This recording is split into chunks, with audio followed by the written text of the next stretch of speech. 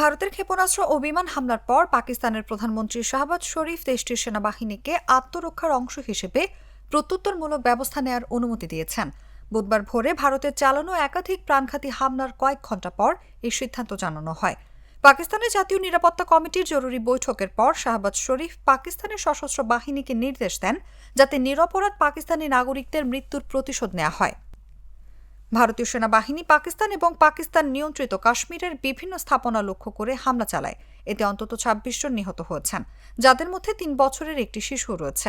আহত হয়েছে আরও অন্তত ৪৬ জন।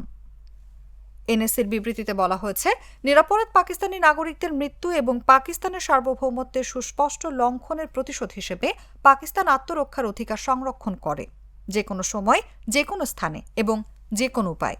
বিবৃতিতে আরও উল্লেখ করা হয়, এই বিষয়ে পাকিস্তানের সশস্ত্র বাহিনীকে যথাযথভাবে প্রত্যুত্তরমূলক ব্যবস্থা নেওয়ার অনুমতি দেওয়া হয়েছে। পাকিস্তানি প্রধানমন্ত্রী বলেন, যে কোনো আগ্রাসনের মোকাবিলায় পুরো জাতি ঐক্যবদ্ধ ও দৃঢ় প্রতিজ্ঞ। ভারত সরকারের পক্ষ থেকে বলা হয়েছে, গত ২২ এপ্রিল ভারত নিয়ন্ত্রিত কাশ্মীরে একটি প্রাণঘাতী হামলার জবাবে এই সামরিক অভিযান চালানো হয়। সেই ঘটনায় ২০ জনের বেশি নিহত হন, যাদের বেশিরভাগই ছিলেন পর্যটক। ইসলামাবাদ বারবার এই হামলার সঙ্গে জড়িত থাকার অভিযোগ অস্বীকার করে। ঘটনার পর থেকে উভয় দেশই একে অপরের বিরুদ্ধে তীব্র ভাষায় বিবৃতি দিচ্ছে, যা দক্ষিণ এশিয়ার এই দুই প্রতিবেশী দেশের মধ্যে বিদ্যমান উত্তেজনাকে আরও বাড়িয়ে দিয়েছে এবং সর্বাত্মক সংঘর্ষের আশঙ্কা সৃষ্টি করেছে।